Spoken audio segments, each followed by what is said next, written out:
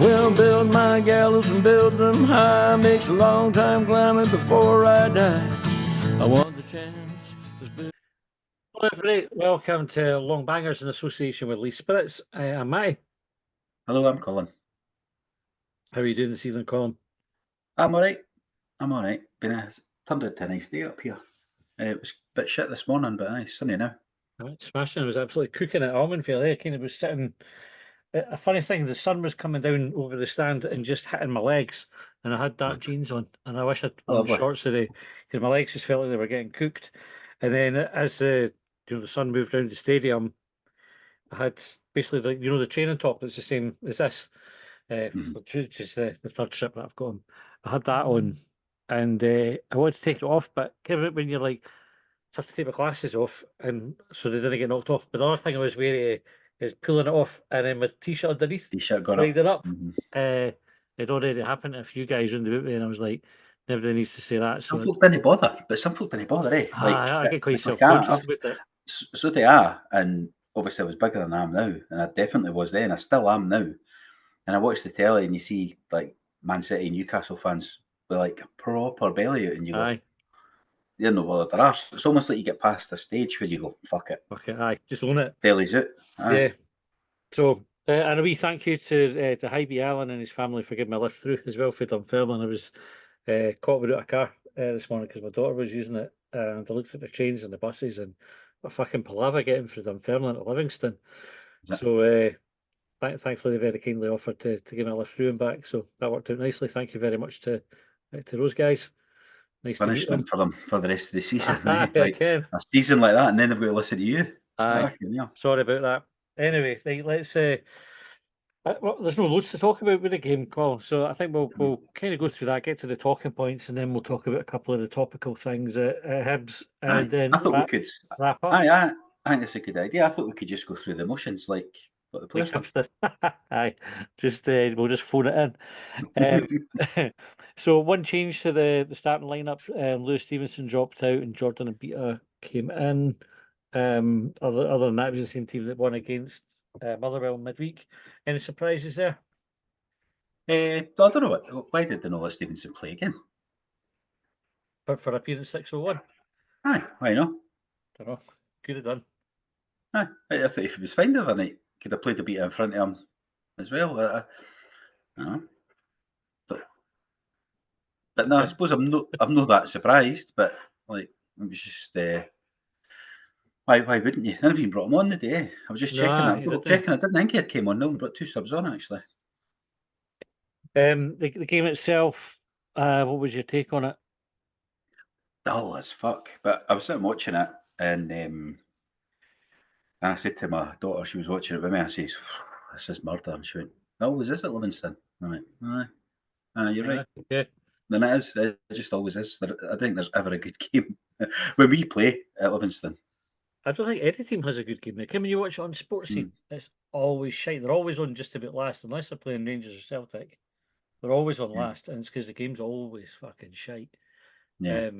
And it was especially bad. We were in quite early, and it wasn't that far away for the Block 7 guys with that fucking drum. And I kept like fair play to them. If that's what they like then, and it adds to the atmosphere. And Livy had it on the other side then there, but fuck me, honestly, there was one point.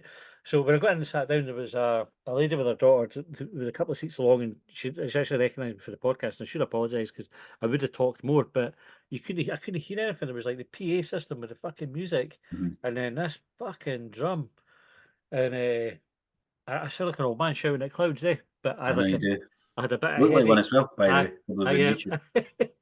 No, for those listening, people on YouTube can see it already. So already had a wee bit of headache in this. It was like sensory overload, just too much, the different noises, different beats never going on. So I was like, just get the game started, please. And then the game didn't help. The game was just Just like get the game over. You're just like, hurry up. Can I get him again?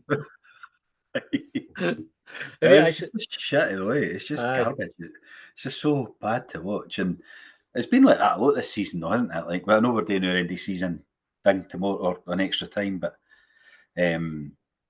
the season's it's been that's what it's been like. I know if people say, and one of our listeners, Dave, says that it's been better than it is, and what we're saying, but that was rubbish today, and that's how it's felt for quite a lot of the season. And I know there was nothing on the game today. They're down.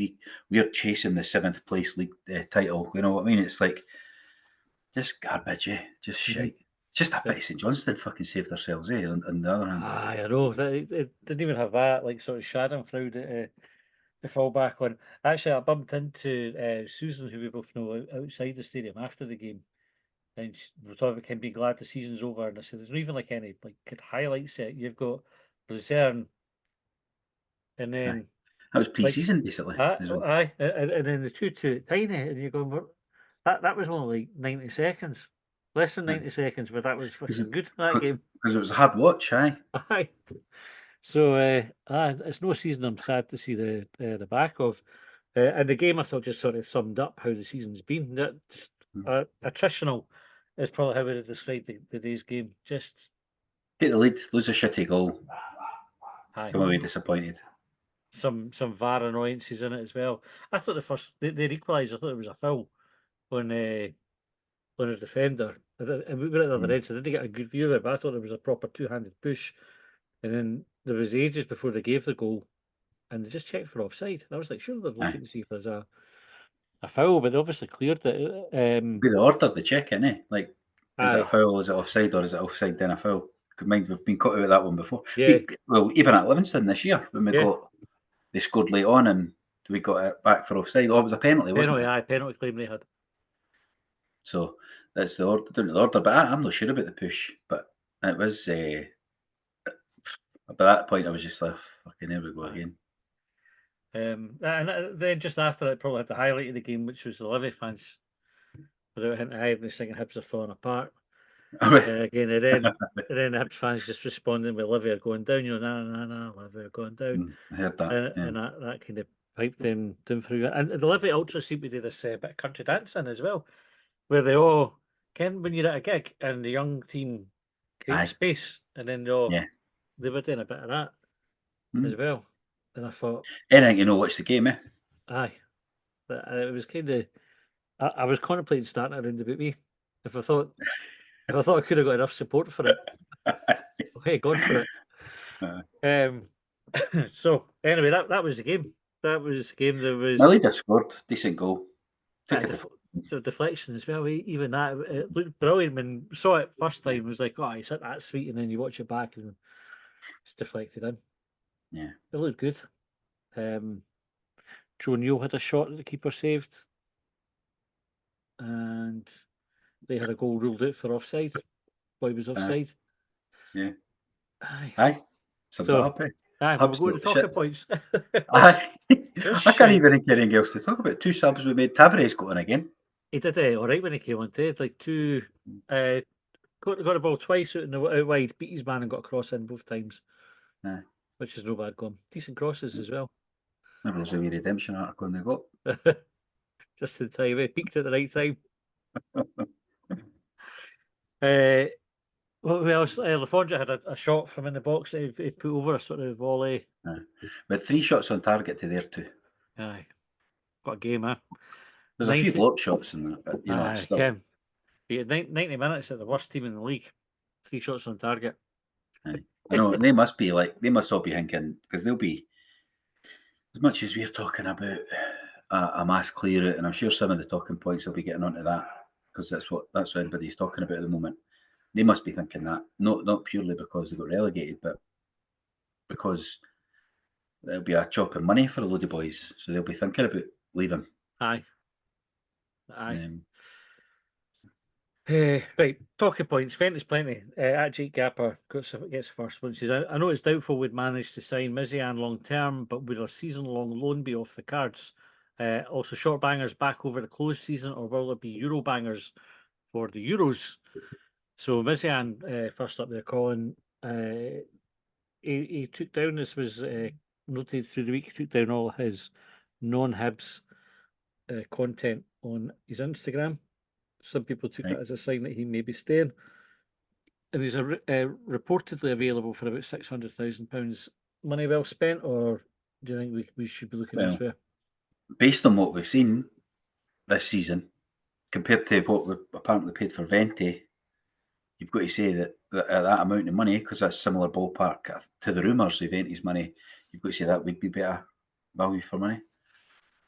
But then it's one of them, like the guy's knows his contract's coming to an end. Is he playing well because his contract's coming to an end? Because he's got history before he not playing that well, eh? That's why he's fell down from 100 million or 100 euro. What was it, 100 million euros clauses in his 100 million contract euros, to now 600 grand. You know what I mean? It's like I guess that maybe he's turning it around. Maybe he's had a moment of realization. Maybe he's just playing well because he has to, because he needs to get another contract. I don't know. But on paper, on the field, it would appear to be a decent buy. I don't think anybody would complain. Any Hibs fan would complain if we signed him. Till next season when he doesn't play well.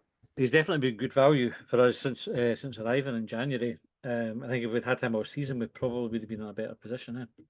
Yeah. What about short bangers back over the close season? We might do something like that.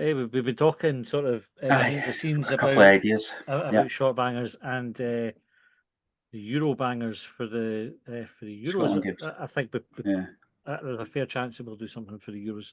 But again, I'm sort of negotiating contracts with John and Colin. And trying to get some interviews lined up. Gordon, if you're listening, you've no replied to me.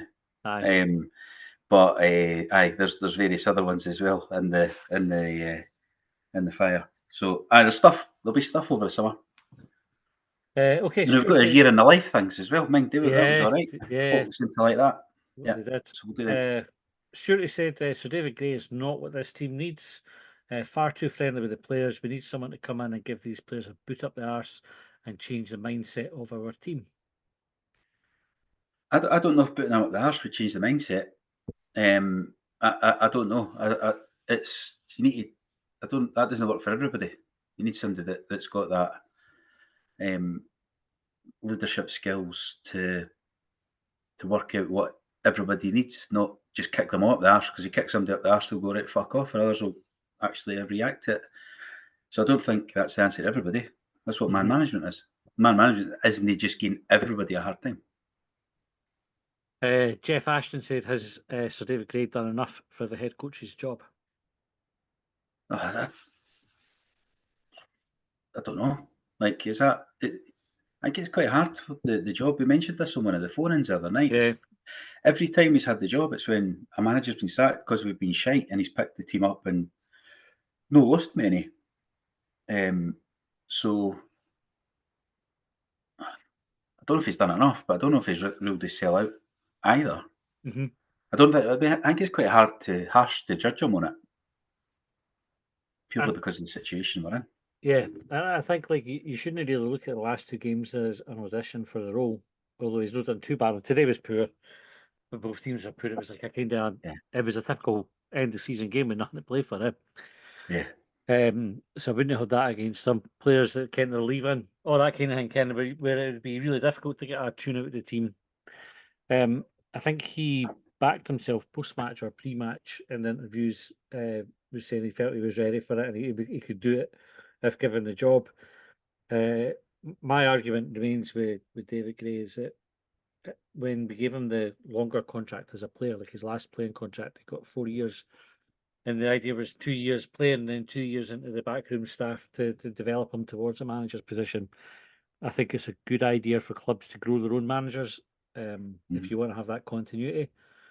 And so if that's the approach you're taking, you're going to have to bite the bullet and give them the job at some point. So I almost think it's a wee bit of now or never for David Gray. Although I don't know, and you might have made this point, I've definitely seen it somewhere on Twitter, I think, that I would rather he was taking the job when somebody's come in and done a good job and is wanted elsewhere, then give him, because I think at the moment he's the manager, head coach, has got to come in and effectively build a new squad or take the current squad, add to it and get them back, create a culture for them that makes them change their attitudes, change the whole mindset. Like the first message came in, I didn't mean to dismiss it as much as that what I did, because I think looking back, we do need to change it. I just don't know if kicking everybody up the arse like in a line just to take a turn is the way to go.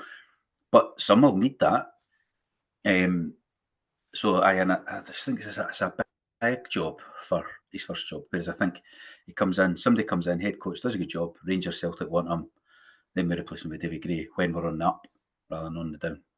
I think the other thing is, and it ties into that, is we don't know what Gray's eye for a player is like. So obviously he will be involved in recruitment, and I think the whole point of Malcolm Mackay coming in is to work with the recruitment team and make sure that that is more effective than it's been to support the head coach. But ultimately, I think the head coach is still going to have final say on the players that come in. So how good is his eye for a player? Yeah. And I suppose if you're likening it to the job that Stubbs did, Stubbs had to manage the team before when he came in and built a pretty good team because he had a good backroom staff helping him with it. So it might not be as big an issue as I think it might be. True. Right, fuck Tefano said fire sale, everything must go. It does feel a bit like it's a time for a big clear out. I don't know. Like it's been shit. But I wonder if a motivator, a man manager could come in and make some of the players better without clearing them out and starting again and at a fortune. Just because we've got money there, or apparently got money there, I don't know if we need to just wipe them out, because I think I keep coming back to what we said in September last year when we sacked Johnson. We thought we had a good squad. Yeah. And we just needed somebody to make them better, and we failed on that front. But maybe we get somebody in that can make what we've got there better. Get rid of the loans, get rid of the peripherals, the 44, trim it down to fucking 18, and then add 4 or 5, and that 4 or 5 being first team packs, and use the rest around it that we've got, the 18 that we keep. I don't know. Maybe we could spend big on those 4 or 5, a big captain, a big keeper. Somebody can control a game in midfield, like you see. No, Callum McGregor do. I know we're not going to get Callum. You know what I mean? Yeah, somebody yeah. off that, somebody that can dictate the pace that we play, motivate the players around them to be better and sort of set the standards. I think that's what we need, as well as a good keeper and a couple of centre halves, and then use the rest that we've already got. Ewan, Boyle, Venti, if you can keep Melida, they're there. You know, Obita, he's probably got to play the year in a couple of years' time. You know what I mean? It's like there's a basis there. Just make them better and motivate them. Okay, right. Insta Hibs said VAR is a complete and utter fucking waste of time, effort, and resources. Yep, I agree. VAR isn't. Well, Our referees are. Aye, the way it's used here is. Aye. By the people who are referees. What about Willie Collum going to take the head of referee's job? Yep, congratulations. Need to keep him on side. Well, that doesn't work. I tried that earlier this season. Doesn't work. I wasn't filled with joy when I saw that. Anyway, right, Cal said they're glad it's over. Should hopefully be an exciting summer with all the new manager speculation and a bit more money to spend than usual. The speculation. I hope it's not an exciting summer. I hope we get a manager in really fucking quickly. Do you? Head coach. So I quite like the wee period where you didn't know who it's going to be. But again, folk try to guess who it is. But that's all good. All the folk who like I've heard this, I've heard that, and everybody acts like they ken what's going on, and in reality is nobody really does. But the players will be back. They'll be back in pre-season in about 3 weeks' time, 4 weeks' time. Right, want a manager in place a week or two before that, so that they can be watching the videos if they've not been round about the game up here already. Have a good idea of what the squad is and what they're like, so that on day one he's like, right, I know what I'm doing. Here's what we need. We were talking about the car coming back today about Harry Kewell. Mind Harry Kewell was in the running when Johnson got he went to St Johnson, but then mind Lee Johnson saying that he'd gone to games in disguise. Aye, he's obviously for a cunt. Weird day, Kevin. You look back and you go, "What the fuck was that all about?" Yeah, like everybody would have known him anyway. Aye, I know. But then I thought, I bet you Lee Johnson goes loads of places in disguise, Like it's just like a wee thing he likes to do. Phil Tate said, "Thank God it's over. Been a pure stinker of a season." Agreed, it has been. I think this has been as bad a season as we've had since we were relegated. Even when we were in the championship, did they get it twice? Aye. Even then, because we had games in those seasons, like Derby wins. We had like good Cup cup runs and games. that. Even there was like a 3-3 with Dundee United, I think, wasn't it? We lost on penalties. Dundee United were in the top flight and we were in the championship. It was a cup game. Rings a bell. Ken, there was exciting games. And Yeah. there was shit ones as well, like, but overall, it was a more enjoyable season than this one. I Which is wonder if he, and I will probably not do it in extra time to that level, but if you were to go through and almost pick, I know we'll be going over our predictions for the start of the season in extra time, won't we? And seeing how wrong we were. Mhm. And then we could pick our favourite game, and I wonder how many would be in the pot, because you'd be actually, there was no beat Rangers or Celtic. No, We've not beat Hearts, no, have we? no. We've not. We No, had no, two no. draws. 2 draws. Three draws. 2 draws and a loss. Oh, aye, because we played them 3 times because we're shit. So the other ones you would normally be picking, like last season we beat Celtic 4-2 at the end of the season, we beat Hearts when Nisbet scored. So there was games to pick. Yeah. Whereas this year, what would we be picking? Because even when we beat Aberdeen, it's been like 2-0 against our unplay mind. So like, what game were we into that was actually good? Motherwell Wednesday night. Hmm. Fucking aye. Gillian said, "Anyone looking forward to next season? I'm not so far." So I am looking forward to next season for the reasons that Cal mentioned. Like it's a fresh start. Like the now is the end. The shit season. It's done. We can put it to bed. Next season we're going to have different players. Going to have a different manager, different strip. Ken, it'll feel fresh. There'll be the standing section, and behind the goals with the drum, which will be a bit closer to me again. Hooray!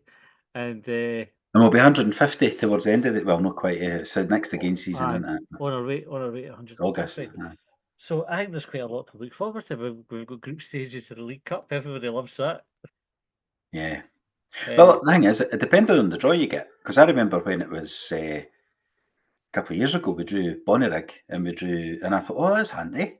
Aye. But we just strolled up, bought tickets. That was it, dead easy, eh? But then it was like, I thought it would have been harder to get them. Aye. But that's, you never know. We might get a decent draw in the cup. Somebody that you go, I've never played them very often. Aye. We'll be fucking Livingston. Aye. Away. Livingston away. Fucking bastard. I'm going to firebomb the place if it is. I'm just going to fuck it. I'm not honestly, literally, but Carpet should be like no bother. aye. Especially if the weather stays nice. It'll be like tinder. Tony Swanson said it was a nothing game and hard for both teams to motivate, so I'm not criticising the players. Hard decisions coming and the board must get them right. I'd like to see the manager appointed with the summer break to work with and help form the team. Otherwise, it's another transition season. Is it going to be a transitional season anyway, Colin, or do you think that we've got a chance of the new guy coming in and hitting the ground running with a team that he's just put together? Well, if we get him in early enough, it depends on the size of the scale of the change. Because I genuinely, I say genuinely, I've not thought about it that much. But when I think about it, it is getting ready players more than it is, and we bring a handful in, so that isn't the scale of the change is who's going out the door. Mm-hmm. And if we can bring the right handful of players in to be first team picks, to be leaders, to be captains, to set standards, then I think the manager could start well, and then it's no transitional. Because if we start well, then it's just about riding the momentum, eh? Yeah, carrying it on. I think that's the key thing, isn't it? Is getting folk in early, players and manager, and giving them time to work with them. Elgin Hybe says, no talking points, just glad the season is over. Don't want another experimental manager next season. Want someone who understands the league and the club and can use the summer to sort out the squad. Understanding the league and the club, Colin, how high up the list of requirements are they for your wish list for a manager? I want somebody that can win games and make players better, right? And I'm not being flippant about that because that's obviously right. But I want somebody that can make players better, coach them, and win games. If that means they have to understand the game to do that, understand the Scottish game to do that, fine.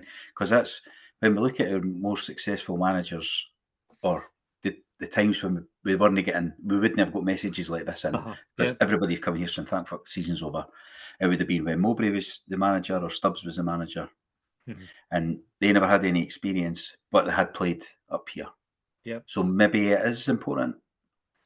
And then Lennon had a good wee spell.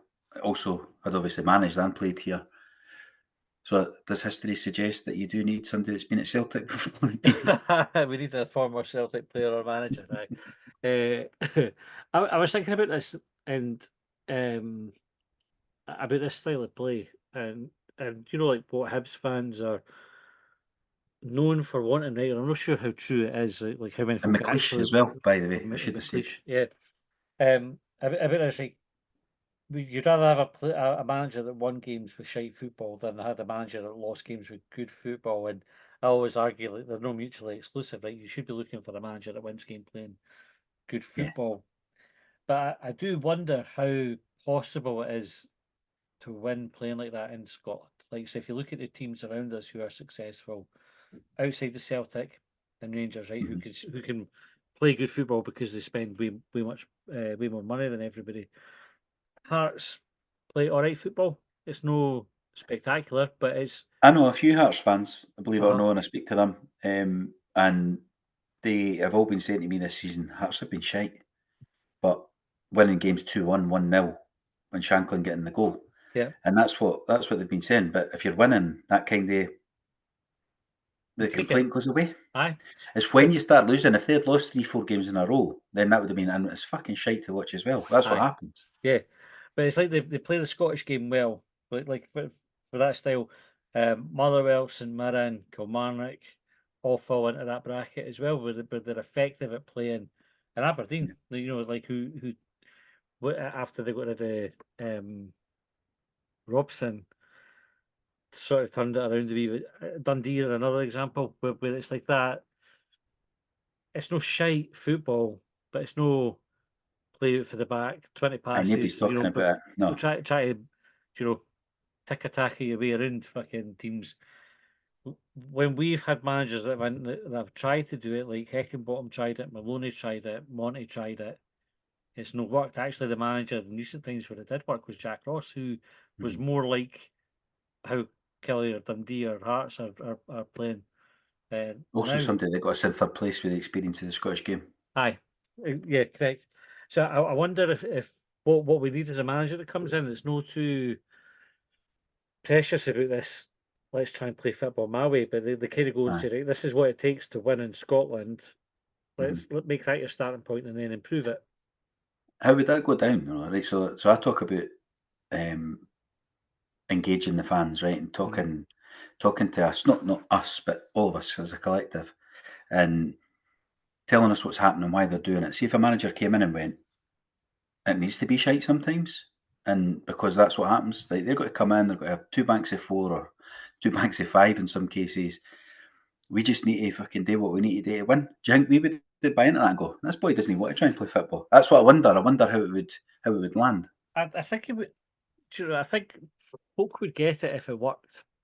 Aye. And it goes back to the point you made that so long as you're winning games, you get away with it. But I think like if you were to go and say, well, we've got history behind, so a manager could realistically come back and say, well, you know, Hibs have tried to play this way for 4 years now, and he's been bottom six twice and scraping into the top six once. I can't remember, or third place, wherever it was with Jack Ross. So it doesn't work. If you want to kind of win more often than not, you're going to have to put up a couple of crap performances, but it'll be crap, but we'll be competitive, and Yeah. we'll no lose the shitty goals that we've been losing, and we might can score a couple. Yeah. So I think folk are probably at the point where they're sick of seeing us just not be very good, Yeah. and rather just see us win. Sidney Hivey said, was the Jair substitution a test of how much leeway the fans will give Sir David Gray if he's appointed head coach? What happened? Like, was everybody cool with it? To be fair, there wasn't even that many grumbles to me. Normally when Jair comes on, if I'm totally honest, you get at least a couple of comments about it round about. But I think everybody, by the time he came on, everybody was just like, fucking, is it full time yet? They weren't really bothered. And then when he put in a couple of good crosses, I think folk were quite quick to praise him. Aye. So there was no real discontent about it. No around me anyway. I don't know about elsewhere in the stadium. So maybe that already tells you there's a lot of leeway for David Gray, because I think if Monty had chucked him on at 1-1, Aye. it would have been Yeah, but uproar. more critical. Christopher Black said, no talking points. That was grim. End of season stuff, and I'm glad it's over. How many have started by saying no talking points and then going to have a talking point, which is, this is shit, I'm glad it's over. That's pretty much what they're all saying, eh? Aye. Funny. Well, the next one, 150k in hand, I'll probably could have just saved us a load of time if we just started this one. As he just said, Pish Flaps. Aye. That's That's it. a good old saying. I've not heard that for a I while. haven't really heard it for ages either. But very apt, I think, yeah. Mm. Might call the episode it. We could just get it. I'll not be able to put it on Hibs net, like they'll Nah. Swear filter will go mental. fucking. Well, I think it's okay as long as you didn't try and bypass the swear filter. I think that's the rule. So both Pish and Flaps are permissible. Right. But I got pulled up one time for saying Willie or Knob, which was mental. Like when you see some of the stuff that's written on there. Aye, Willie. Like it's grown ups, eh? Like since it's a family board, I should ken better, having been an ex-admin. Willie's. It might have been Knob. Either way, Willie and Knob, they're not like the most offensive words that you could put out. Anyway, if I call it Pish Flaps, I'm not going to write Pish Flaps on Hibs and I just keep everybody sweet. But you all ken, like listening, you all ken. That's what the asterisks mean. Aye. I might put PF. Just put the initials in, and if you know, one of those ones. Jack Reacher said, let's stop touting David Gray as a candidate for Hibs manager. He's done a good job as temporary cover on 4 occasions, but we need to be much more ambitious. Our principal goal should be to win the Premiership, and we need a top-class appointment to deliver that. Principal goal being to win the Premiership, Colin. In theory, that's right. It should be like when you start the season. Should be. It should be. It should be, but we're all kind of beaten down here, that you can't. Well, 40 years of history sort of says that. Aye. But it should be. I remember having this sort of discussion with my father-in-law when I think it be Mowbray came out and said about aiming for third place. He was like, "Fuck, you should be aiming higher than that." And I'm going, "You can't. What's the point?" Aye. But I get it. You know, I do. It should be your aim. One of them might have an off season. Mm-hmm. Then you're still in pushing for second, and you go, "So it's fucking." It's closer, isn't it? Bill Foley, one of his things is to set unrealistic targets and then exceed them. So if he's, you need time to say we want to finish second and then go and exceed it. Brian Craig said rebuild needs more than a new manager and playing squad. Hopefully Malcolm Mackay is tasked with looking further down the food chain and restructuring the whole ethos of the place. I think that's the point of a sporting director, isn't it? To come in and go and change everything about the club. Did you watch his interview on Hibs TV? Yeah. It sounded. I was surprised. I was like, "Yeah, I don't know. You'll know." It sounded to me like that's the remit he's been given, isn't it? To kind of go and say, is everyone working as it should be or as well as it should be? Aye, I mean, because he rattled a few things off which we spoke about in here, because when we're having the discussion with John included, it was more about McDermott when he came in. What should he be looking at? And it's like, is it just recruitment? And like, no, it should be that coaches development and sports science, the analysis teams. It should be looking at all the areas as a director of football to make sure we're best in class or whatever, or up there. But we've never seen any of that from McDermott. He might have done something, I don't know, but I mean, no idea. He's still on the payroll as well, which is wild because he's the director of football, and we've got a sporting director who, in that interview, sort of went, "Oh, aye, he's here or no? I think he's got to do some recruitment or something." Aye. So they not even spoke about that yet. So it was a wee bit. It is weird, but I think how he spoke about all that stuff is the correct stuff. I'm a wee bit worried though. We've kind of lost track of this review, and I don't know if he's now coming in to do the review. But then who decided he would be the one to do the review? You know what I mean? And it's a wee bit. Aye. Because these areas were meant to be as part of the Black Knights were going to do a review for us. How much of the review do you think was just them a shut the fuck up statement? A shut the fuck up statement. I know, and that's what I'm worried about. Another one. Like McDermott coming in, I just do some recruitment, Brian. Just pop up every now and again, and Aye. that'll do. But we'll call you director of football because these cunts will be shouting for one. Aye. I think that, in fairness, I think the review would have pointed to the need for that type of role because it was to get done properly for the director of football. So maybe they're just kind of going, well, we can, that's coming out the review already. Let's get them in place now to hire the manager. And I didn't have any problem with that. I think that's probably sensible to, if you know it's coming, just get ahead of the game with it. El Pafino Punk, I quite like that name. It says, no point, no hope, no ambition. The Bigot Twins will always win the league, and other clubs are just there to give the illusion of competition. Tracy Walls, is that a true or false name? Nah. I think it is. Nah. True or false, Tracy Walls? I think it is. Sorry, Tracy, Right, the offence. I think it is. I think it's a true or false. Said it's over now. Readdress and get the team we want at Easter Road. Robert said, thank God that's over. At the start of the season, I was looking forward to seeing Yuan, Venti, and Boyle banging the goals in. Remember how excited we were about our front four at the start of the season then? Even when Montgomery came in, we were. Which was at the start of the season, pretty much. David Graham, not Dave Graham, who loves Paul Hanlon.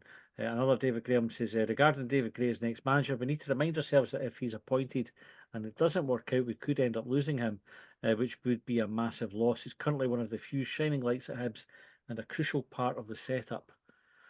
I think that's a risky take, isn't it? Like, I don't think his legend status will be affected, even if he was to get the job and not be a huge success. I think you see with Soze still adored by the Hibs support. John Collins still thought fondly of by the Hibs support. Mixu, Yogi, etc. But I suppose the point there that you would lose him for the coaching setup altogether, and you probably would. Though. Yeah, but look at Celtic with John Kennedy though. Like he done his leg in about the early 2000s, and he's been there since. He's probably clocking up like 15-year service on the coaching staff. Yeah, but he's never ever seems to be. He's never been dismissed as head coach though. So if they hired him as head coach, if he was a failure, they wouldn't move him back down to. Oh, I see what you mean. Sorry, I was more meaning. I think that's the point. Aye. Yeah. Okay, I was more meaning that the way this is the time now, because if it doesn't go now, well, Kennedy's done it for years in the great position, and the Celtic fans sit and go, "Oh, Kennedy should get the job, and they better do it now or never." Like, why can he not just be the continuity guy that's just there? Kaiser Soze said, rumours David Gray is going to get the job. In my opinion, that would be a mistake. We need an experienced, proven SPL manager like McInnes or Robinson. If Gray gets it, can't help but think that's heavily influenced by what's happened at Hearts under Naismith. And Chris Bell said, DG isn't a man, isn't to take us forward. An absolute legend, but not the answer. A similar line from Aranu. I think we've mentioned Aranu's username before. Lufafu. I still say it with my daughter, like now and again. Actually, if she comes out of a room and I'm at her door by accident, like this as passing, that's generally the first thing that I'll say. Serrano. Anyway, he says David Gray for Gaffer is a mistake. Will forever be a legend. Goes without saying, but the man has been an understudy to some of the worst managers we've had. Pay the money and get someone who's experienced and knows how to set up a team for the Scottish game. Leon Neh said, glad it's over. Not how we should be playing against a relegated team. The biggest highlight was the weather. Oh, he said that was me beside you, by the way. I said she. Nice to meet you. Sorry I wasn't very chatty. I had a headache and the drum was doing my head in. Keith McAdam said, "Is this the worst season since we last got relegated? Very few highlights apart from the odd individual performance. Letting Lewis Stevenson and Paul Hanlon go is a mistake. We should have them working with the younger players, setting the right attitudes and dedication." Couple more columns. Ryan Borthwick said, "A stressful year as always, but just a slither of positivity gained for next season over the last few days. I'd have a crack at Sir Dave and see where the collaboration with Malky Mackay can take us. It's an obvious statement, but a mass clear out is needed as well." That point about a wee bit of positivity towards the end. So I thought Wednesday night worked wonders for that. It was like a cracking night. All in 3-0 win, proper send off for Paul and Lewis. Obviously on the back of the news ending the Montgomery era, which seemed to be a sort of universally popular decision, bar maybe a couple of the folk who disagreed with it. It does give a bit of positivity, doesn't it? Like, that's the season over now. The next step should be, in theory, positive, you think? I fucking hope so. Yeah. I guess if one thing's came through in the talking points is that everybody's happy the season's over. And surely we can't get worse. Can we? Surely no. It's like famous last words, touch wood, etc. Rab said, "Clear two-handed push for their goal. Am I mad?" Rab, I thought I saw a push as well. Michael Love said, "Biggest rebuild since the relegation season. Feels like an entire spine of the squad is needed, plus the rest." It's the spine that we're looking at. Aye, it is, and that's what I mean about the 4 or 5 players: goalie, centre halves, centre midfield. Although we have got Amos and Mariah Welsh as two of the central midfielders already signed up for next season. Who can't get in the team just now? Aye, I know. Dan, Gus Balinski said, sent a wee gif of one of the Lord of the Rings gadgets. It's no Gollum saying it's done. Dan said, "Would be brilliant to keep Malida. I think he's top class. Not sure if that's going to happen or not, though." Liam Baldini said, "Dylan Vente is rank." Vente has, so I don't think he's rank, right? But he's no been value for money, has he? No. He ran the day. Did you see that? Oh, you would have. That run he made with the ball, and then he couldn't get the shot away. But he looked fucked after it. Like he had, at one point, I think, did we have a free kick or something out wide or a throw in, and he wasn't even looking. Like he was facing the other way, like trying to get his breath back. And then he looked, and then he had a carpet burn on his leg. Is that what it was? Aye, he was rubbing his leg. He'd got a carpet burn after sliding the artificial grass. I mean, he showed some glimpses, good finishing and that though. It's just maybe we've not been playing the team wasn't built around him. You know, like he was added to the team, but was he the type of player that was needed for the system we were playing? Having to come deep a lot of the time and pick the ball in midfield, it's not exactly showing are we being harsh? You know, like if he was played as a striker up there beside Malida, how would they have shown? Whereas what he was playing was like a attacking midfielder or something at times. David said, "Need a complete rebuild. Club was right to let Hanlon go. Poor today. Sir David Gray isn't answer. Boyle linked with Melbourne, stroke Perth." And Stuart commenting on Hibs TV is a tough listen. So I don't know who was doing the commentary on Hibs TV Stuart today. Lovell. Was it? All right. Boyle, I saw Scott Burns, maybe. Now Scott Burns always take his stories with a pinch of salt, saying that nothing's been spoken about in Australia for Martin Boyle to go. He's a true or false, though. Aye, definitely. Real name hidden 1875 says backwards and sideways Pish, which is a fair summary of some of the game of the day. And Hyper, this the last one, says the heap of shite wearing the green and white Hibs can't even beat Livingston, relegated. Really sums up the season. No drive, no fight, no idea. Hard to argue, right. Just to wrap up then, Colin, we've had a couple of phone-ins on it, but I don't think we've really had the chance to speak about it ourselves. Malky Mackay is sporting director. What's your views on it all? So, like, this is even. I listened to Graham Spears talking about it the other day on his podcast as well, and it's one of them where you go, it's quite hard to speak about without getting called like a racist sympathiser or something. You know, we spoke speaking about it. But if you take that out of it, right? Which is a big fucking statement in itself. I begin to wonder, like, how did we pick him? Like, what was the process? Like, how did we pick such a divisive character when we need the club to pull together and be united, and we've picked somebody that's actually divided us even more? We've got fans on Twitter calling each other racist and that because they're saying, "Well, I believe in rehabilitation." Well, you can't believe in rehabilitation because that doesn't marry for racism and all that. And it's like, how did we come to that conclusion that he was the right answer? Not anything to do with the past claims, which I heard Spears talking about, saying there's actually 3 of those messages are the ones he sent. He thought to a guy who was sending him a lot of those other ones. There's 8 or 10 that kick about on that quote that they get sent around Twitter, and they were ones he received, not sent. A lot of them. I don't know what the 3 were, and I'm not trying to defend the 3 either before anybody starts trying to say I am, because that's the way this fucking argument goes. But with that background, with people not willing to allow him to move on, how did we select him? Like, how did the Black Knights come in, do this review, and go, "You need a sporting director," and there's your man there? How did that happen? That's why I'm uncomfortable as much as I am. Not knowing enough about these messages and tweets or WhatsApps or texts or whatever they were. I know people have looked into it. Jeff, that's been on the phone and said he's read about it, and it's the 3, and that's what Spears has confirmed, and all of that. But 3 still too many. Too many, yeah. Right.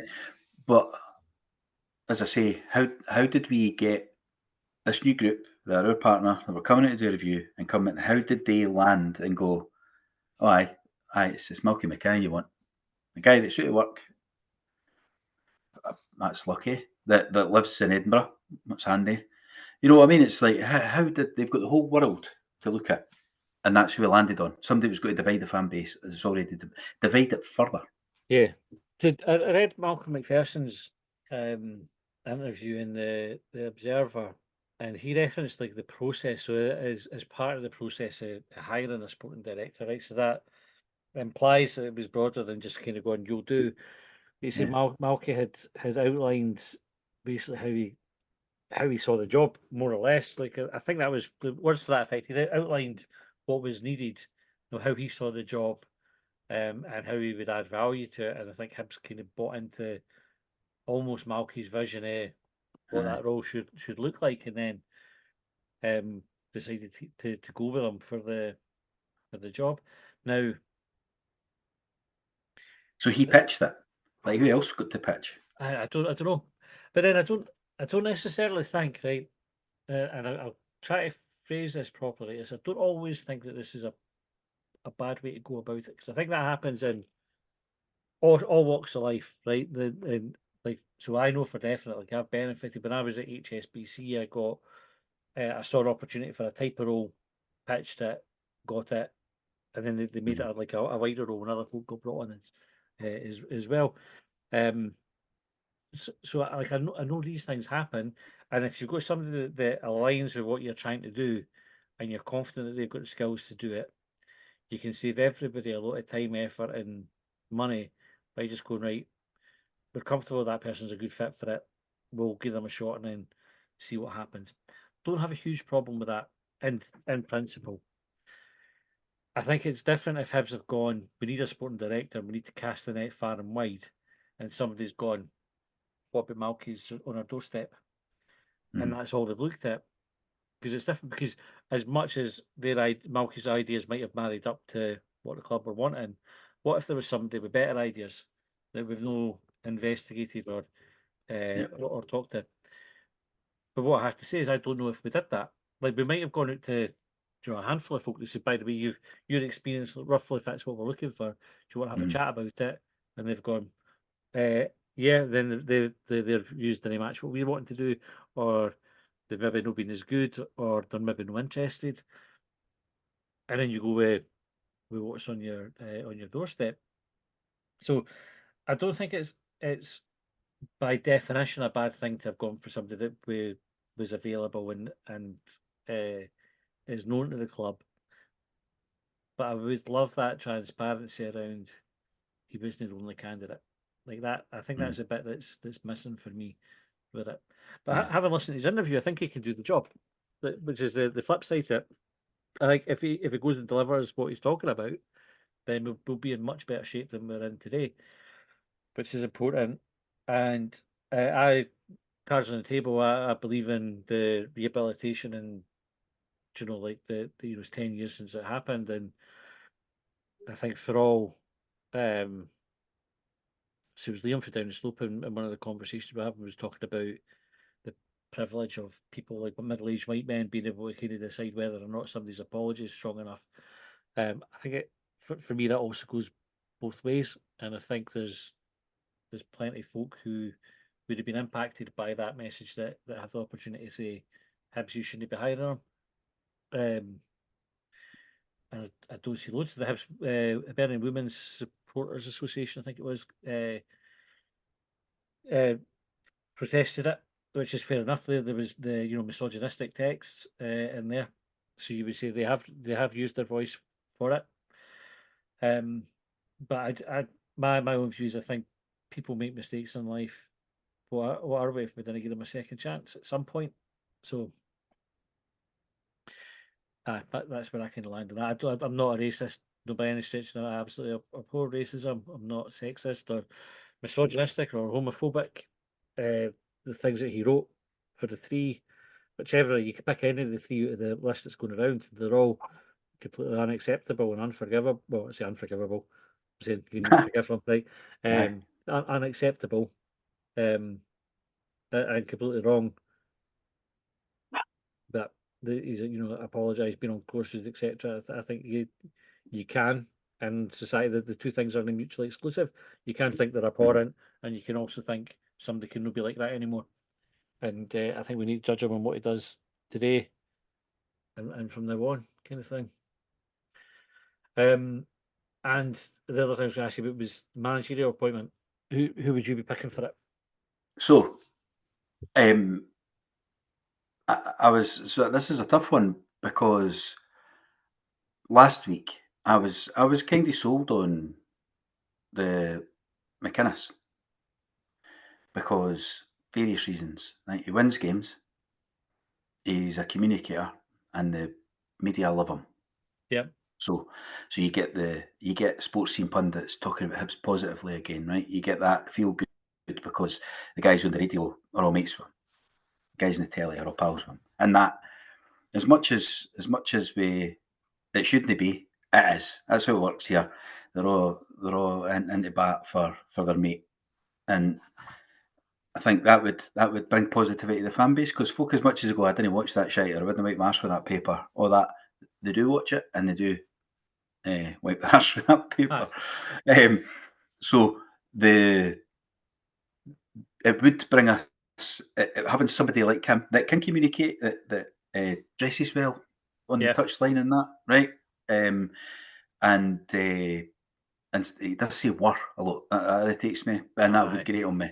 But you've got that, you've got the media on board, and he's got a track record. He's just winning fucking games in Scotland. Aye. So I think I was on that boat. The only thing I've got against it now is that when Malcolm Mackay was being interviewed, that's not who he described. Yeah.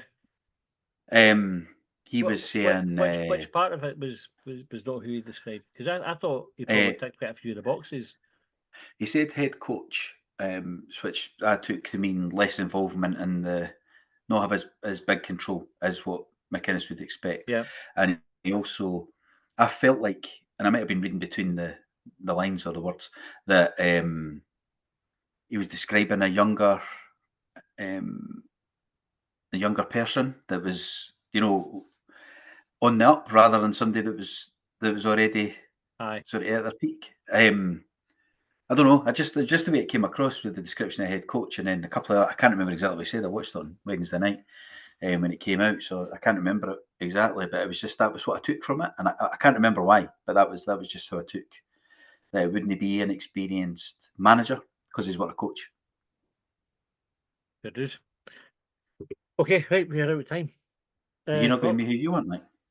I think I'm hanging my hat on either somebody completely left field again, right? Aye. Because I like these appointments as daft as it is, or David Gray.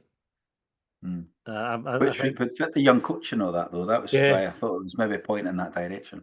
I think the setup at Hibs, the now that we're going for, it could be ideal for somebody like Gray to step in Yeah. and I'd like to see Graham McGregor. Like I'm kind of making an assumption that McGregor would come in as assistant, even just for like maybe take the derbies seriously and kind of like all these like kind of I big said that games. about Yogi. Aye, we did. You know, barely won a derby. You know what I mean? It was like, oh, Yogi will get them out for the derby, and he would tell us in the media he would get them out for the derby, and he would And fucking then lose did it. they? Aye. Aye. I think they would though.